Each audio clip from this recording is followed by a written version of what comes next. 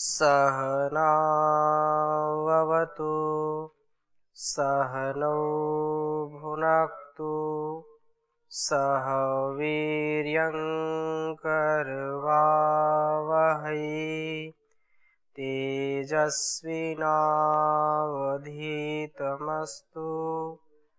मा विद्विषावहै। ओम शांति शांति शांति। वैदिक जीवन पद्धति की इस कक्षा में आप सबका हार्दिक स्वागत है, अभिनंदन है।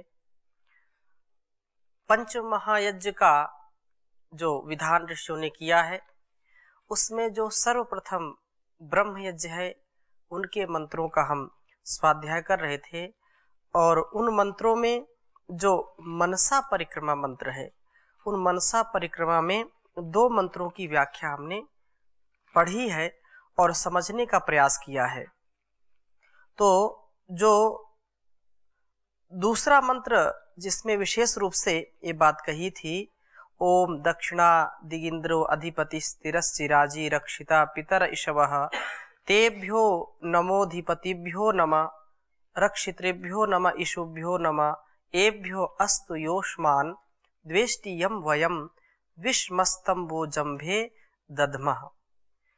इस प्रार्थना के साथ कि वह परमपिता परमेश्वर मेरे एक हाथ में पुरुषार्थ पराक्रम और कर्म में महारत में हासिल कर सकूं, परिश्रम और पुरुषार्थ से मैं अपने जीवन को कृतार्थ कर सकूं।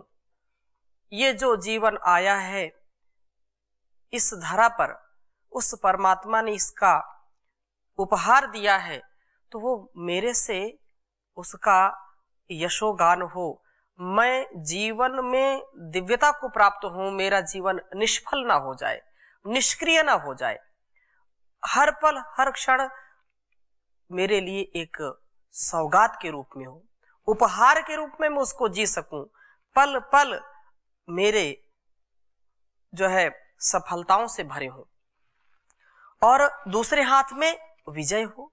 एक हाथ में पराक्रम होगा तो निश्चित रूप से दूसरे हाथ में विजय आ ही जाती है। कृतम में दक्षिणे हस्ते जयो में सभ्य आहिता, ये जो वेद का जो हमारे लिए वरदान है, वेद का जो उपदेश है उसको जीने की बात यहाँ पर कही गई है। और इसके आगे हम निश्चित रूप से अगले मंत्र का स्वाध्याय करेंगे। पिछली कक्षा में किसी कोई प्रश्न? तो आगे हम चल रहे हैं। अब तीसरे मनसा परिक्रमा मंत्र का हम स्वाध्याय करेंगे। अथर्ववेद के मंत्र हैं ये सब, और अथर्ववेदीय इस मंत्र में जो बात कही है विशेष है वह परमपिता परमेश्वर। इसको आप लिख लीजिए, तीसरे मंत्र को।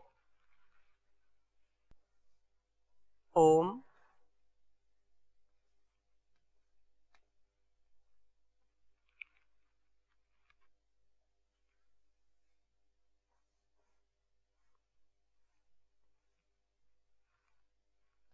प्रतीचि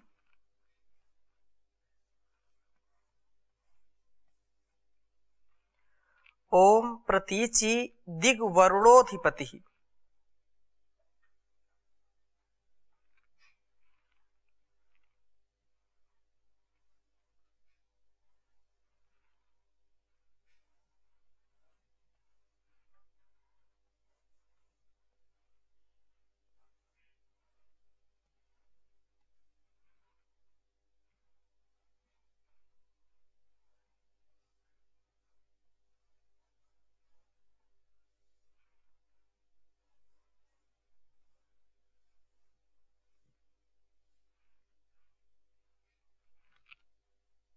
दिग्वरुणोधिपति प्रिदाकु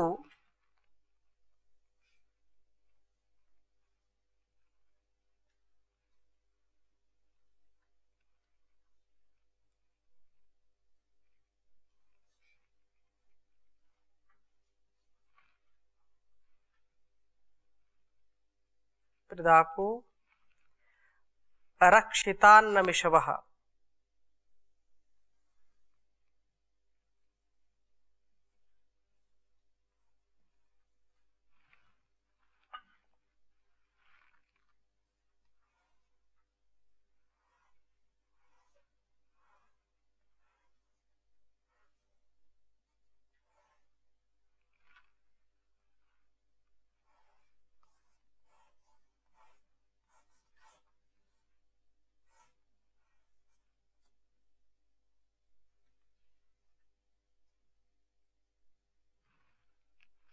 रक्षितान्न मिषवः, यहाँ मिषवः आप लेना विसर्ग इधर।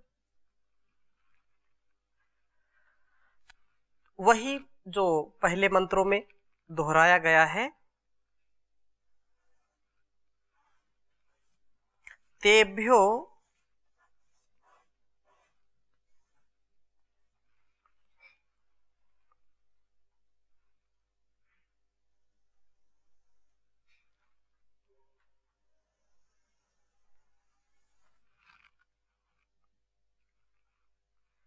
तेभ्यो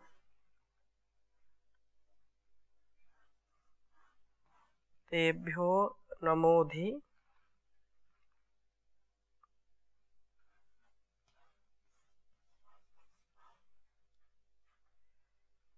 पतिभ्यो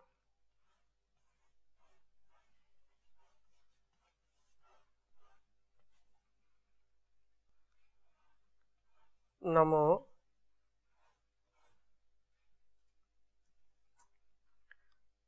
रक्षितृभ्यो नमः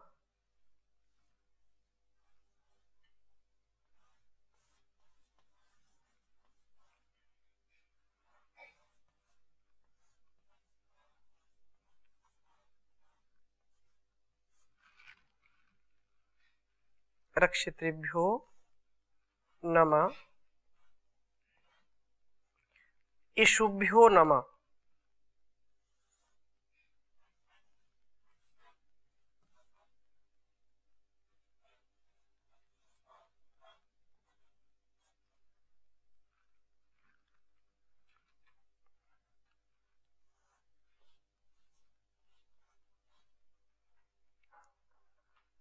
एभ्यो अस्तु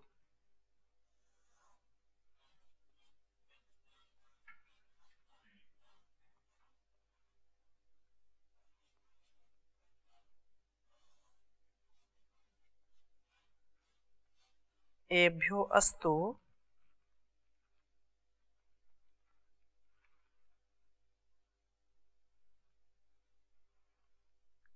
योऽस्मान् द्वेष्टि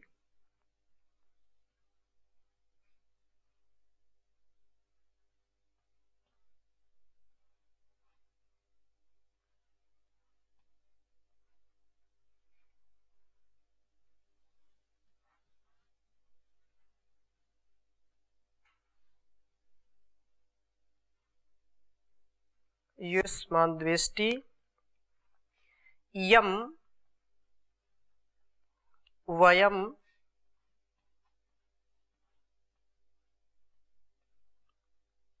द्विष्मस्तम्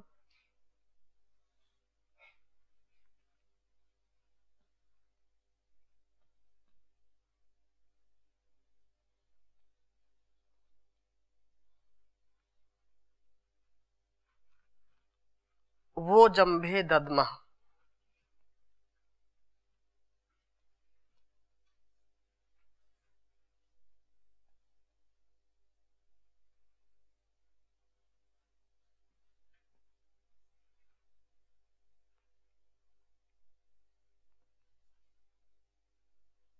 दध्मः।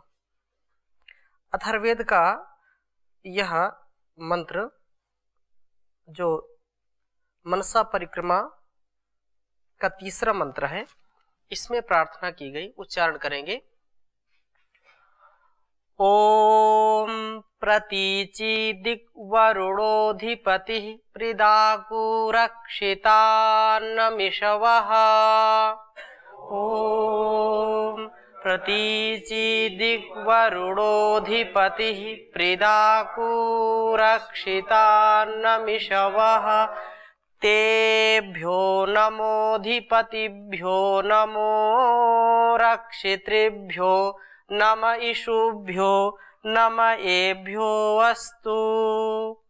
एभ्यो नमोऽधिपतिभ्यो नमो रक्षितृभ्यो नम इषुभ्यो नम एभ्यो। योऽस्मान् द्वेष्टि यं वयं द्विष्मस्तं वो जम्भे दद्मः।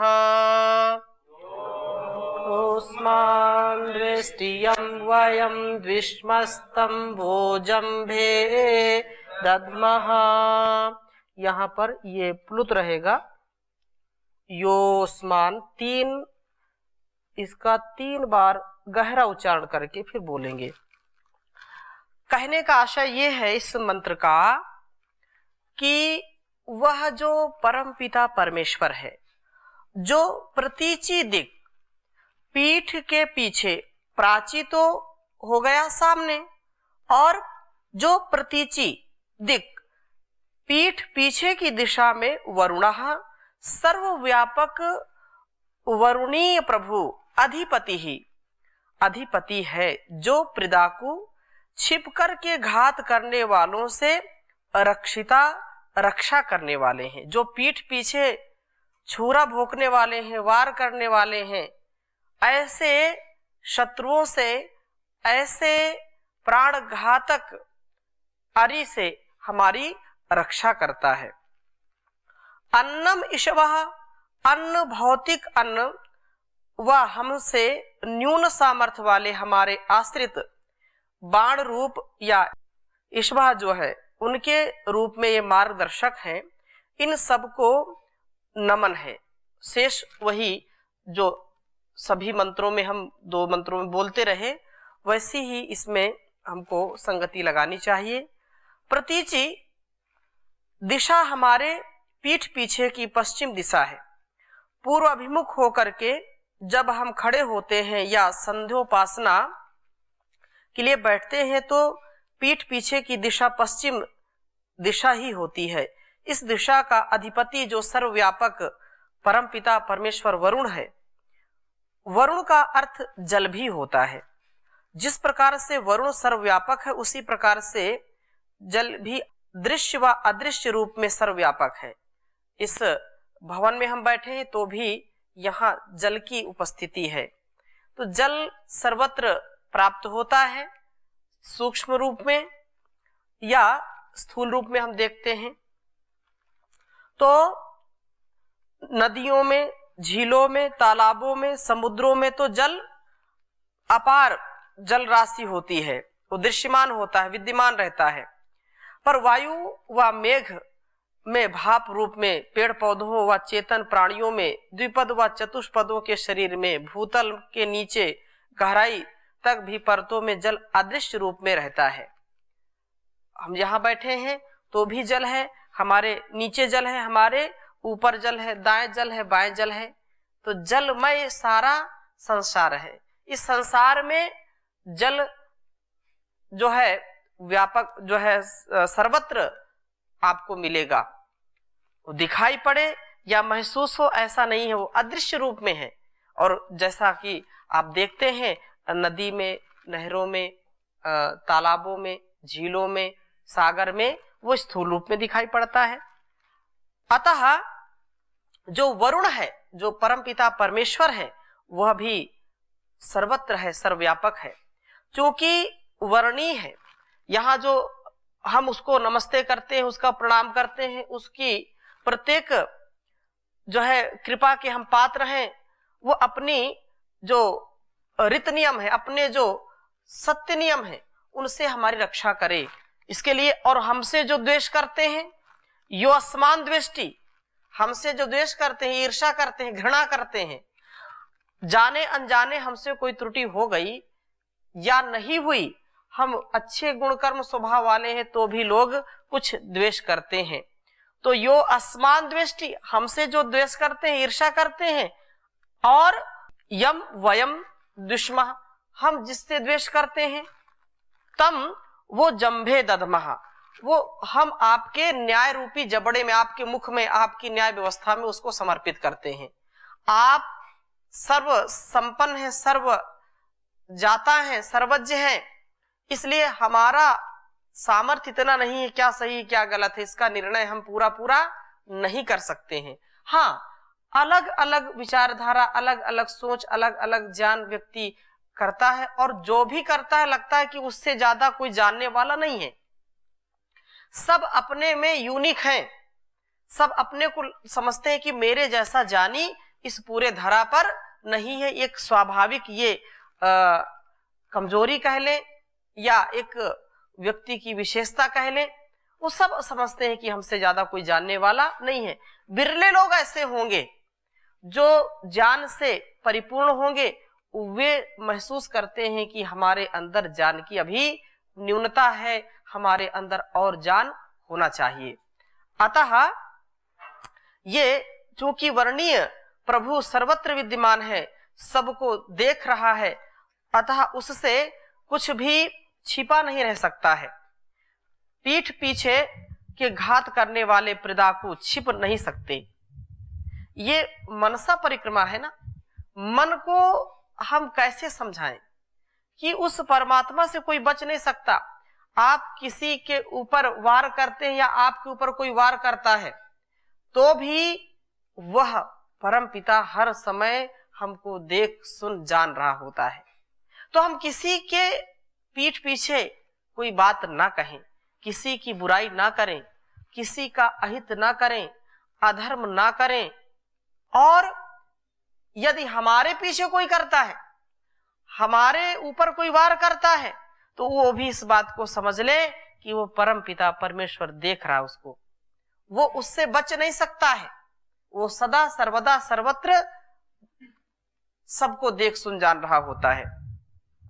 अतः ये सुनिश्चित कर लेना चाहिए कि जब भी हम कोई कर्म करें तो छल कपट या पीठ पीछे बुराई किसी की ना करें। यदि भलाई नहीं कर सकते कोई बात नहीं, यदि बोलना है कुछ तो सामने बोलिए। पीठ पीछे किसी की बुराई या पीठ पीछे किसी का अहित, पीठ पीछे वार करना कायरों का काम है। अज्ञानी और मूर्खतापूर्ण जो व्यक्ति व्यवहार करता है उसका कार्य है। इसलिए यह अभिमान व अहंकार में ना आए, दीन दुखियों की सेवा सहायता की तो जाहिर है कि हमारे कोई प्रदाकु बनेंगे ही नहीं। लेकिन यदि कोई ईर्षा द्वेष या स्वार्थ बस बन ही जाए तो वरुण स्वतः ही इनसे निपट लेंगे। आपको निपटने की जरूरत नहीं है। जो तो को बोवे काटे, शूल जो बोवे तो उसको तू फूल, हाँ उसको तुम जो है पुष्प बो। ये है तो विपरीत बात, लेकिन कहने का आशय क्या है? कहने का आशय ये है कि हमारे अंदर किसी के प्रति ईर्षा द्वेष की भावना नहीं होनी चाहिए। जो जैसा करेगा वो वैसा भरेगा, जैसी करनी वैसी भरनी, इसमें कोई शंका नहीं है। हमको अपने गुणकर्म स्वभाव को अच्छा बनाने का हर पल हर क्षण प्रयास करना चाहिए। इसमें बिल्कुल ढील नहीं छोड़नी चाहिए, नहीं तो जो स्वभाव हमारा अच्छा बनना चाहिए था वो बुरा बन जाता है, वो अकल्याणकारी बन जाता है। अतः यहाँ पर विशेष ध्यान देने की बात है। ओम स्वामी जी। जी, जो वरुण के बारे में आपने बताया, जल के बारे में कि सब जगह सर्वत्र मौजूद है जी, तो वरुण वायु में भी मौजूद है, सत्य है, जिसको कि आर्द्रता या नमी के रूप में नापा जाता है। सही है, सही है। हवा में नमी कितनी है, तो जहाँ भी हम है वो जल के साथ है। हाँ हाँ। तो ये आज जो एसी लोग प्रयोग करते हैं, वातानुकूलित करते हैं, तो जो वहां जिस कक्ष में वो जलीय कण होते हैं उनको क्या करता है, वो एकत्रित करता है, और उसमें जो है पानी टपकता रहता है, तो पानी उसमें भरा थोड़े जाता है। हाँ, वो उससे हवा से मिलता है। हाँ, तो ये जलीय कण हमेशा विद्यमान रहते हैं, और जो ईश्वर है वो सूक्ष्म रूप से हम उसको महसूस करें ना करें वो हमेशा रहता है, हर पल रहता है, हर क्षण रहता है। एक क्षण के लिए भी उससे हम दूर नहीं जा सकते। जैसे जो है दूध में घी मिला रहता है, जैसे तिल में तेल रहता है, जैसे जो है गन्ने में मिठास है, फूलों में जैसे सुवास है, वैसे ही परमात्मा का कण कण में वास है। तो वो हमेशा हमारे पास है, हमसे दूर नहीं है, हमारे निकट है। लेकिन जो लोग भूल जाते हैं वो विकट परिस्थितियों में फंस जाते हैं, और जो अपने उसको अंग संग समझते हैं, अपने निकट समझते हैं, वो विकट से विकट परिस्थितियों में भी पार हो जाते हैं अपने गंतव्य को प्राप्त कर लेते हैं। तो ये बात यहाँ पर पुनः हम समझने का प्रयास करते हैं कि वैसे यह पदार्थ अधिकांश इस कारण ही बनते हैं कि वह हमारी बढ़ती देख नहीं पाते। यदि हम नौकरी, व्यापार, व्यवसाय, उद्योग आदि में पूर्ण निष्ठा एवं पूर्ण ईमानदारी से काम करते हैं, हमारी कर्तव्य निष्ठा एवं चरित्रता से हमारी प्रतिष्ठा एवं लोकप्रियता बढ़ती है, तो संपन्नता बढ़ती है, तो हमारे ही सहकर्मी, साथी, संगी हमसे जलने और कुढ़ने लगते हैं। वो स्वयं पुरुषार्थ नहीं करते हैं। हम तो किसी का अहित नहीं चाहते हैं। हमने एक मंत्र गुरु ने दे दिया और हमने उसको जीना आरंभ कर दिया कि भाई अपने को सही मार्ग पर चलना है, ईमानदारी के मार्ग पर चलना है, पुरुषार्थ पूर्वक कर्म करना है, स्वधर्म, स्वनिष्ठा, स्वधर्मनिष्ठा, स्वकर्तव्य निष्ठा या जो ब्रह्मनिष्ठा है उसको हम कभी भी जो है उसका अतिक्रमण ना करें। ऐसी भावना से हम आगे बढ़ रहे हैं और हमारी प्रगति हो रही है। जो लोग जो है कुछ विकृत मानसिकता के लोग हैं, जो पीछे से वार करने वाले हैं, वो आपकी बढ़ती देख नहीं सकते। वो अपने कहते हैं ना लोग कि लोग अपने जो है दुख से नहीं दुखी होते हैं, दूसरों के सुख से दुखी होते हैं। अरे इतना इसको पुरुषार्थ, मतलब इतना इसकी तारीफ, इतना यश, इतना गुणगान। तो ये जो बात है वो होगी, लेकिन जो व्यक्ति ईमानदारी से परमात्मा की शरणागति में रह करके सेवा करता है, परमात्मा की शरणागति को हमेशा प्राप्त करता है, वह इनकी परवाह कभी नहीं करता है, वो अपने मार्ग में बढ़ता जाता है। अतः ये जो पृथाकु हैं, पीठ पीछे वार करने वाले हैं, ये रहेंगे, चाहे कोई राजा हो चाहे रंक हो। घर में भी कोई नमक रोटी खाने वाला व्यक्ति है तो भी दो चार उसके साथ ऐसे होंगे जो उसके कर्म में नुक्ताचीनी करेंगे, उसके गुणकर्म स्वभाव को देख करके उनसे सहन नहीं होगा। यह बात हमको समझनी चाहिए कि हमारा अहित करने की सोचते हैं, अफसरों को जो है बहकाते हैं, झूठी शिकायतें भी करते हैं। व्यक्ति बहुत निर्मल है, साफ सुथरा है उसकी जो है स्थिति, तो भी झूठी शिकायत करते हैं कि इसको जो है इसका डिमोशन करवाओ, इसका प्रमोशन बहुत ज्यादा बढ़ रहा है, इसको यहां से ट्रांसफर करवाओ, बदली करवाओ इसकी। क्यों? क्योंकि ईमानदार अफसर भी लोग नहीं सहन कर पाते, उसको भी सहन नहीं कर पाते। कहा कि जो है हेतु में ईर्ष्या होनी चाहिए, फल में ईर्ष्या नहीं होनी चाहिए।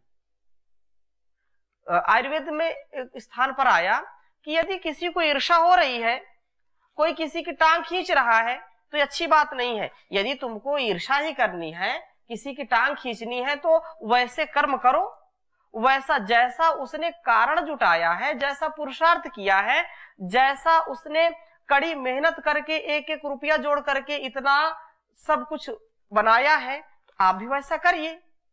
या किसने कितनी साधना की है, कितना किसने पुरुषार्थ किया है, अध्ययन किया है, या किसी भी स्तर में व्यक्ति को लगता है कि अरे ये इतनी सफलता कैसे प्राप्त कर लिया, मैं तो नहीं किया, तो उसको ये बात समझ में आनी चाहिए कि हेतु भी ईर्ष्या करो, जितनी ही ईर्ष्या करनी चाहिए आपको करो, जितनी भरपेट करो, पानी पी पी करके करो, लेकिन फल में ईर्ष्या नहीं करनी चाहिए। कर्मण्येवाधिकारस्ते मा फलेषु कदाचन। दूसरों के फल को देख करके आप ललचाओगे तो फल की आशा मत करो, फल नहीं मिलेगा। फल कर्म करोगे तो फल मिलेगा। अतः इन लोगों से बचना चाहिए। हमारी उन्नति में जो रोड़े अटकाने वाले हैं, उनसे जो विविध षड्यंत्र रचते हैं, व्यापार व्यवसाय में ग्राहकों को जो बहकाते हैं, झूठा प्रचार करते हैं।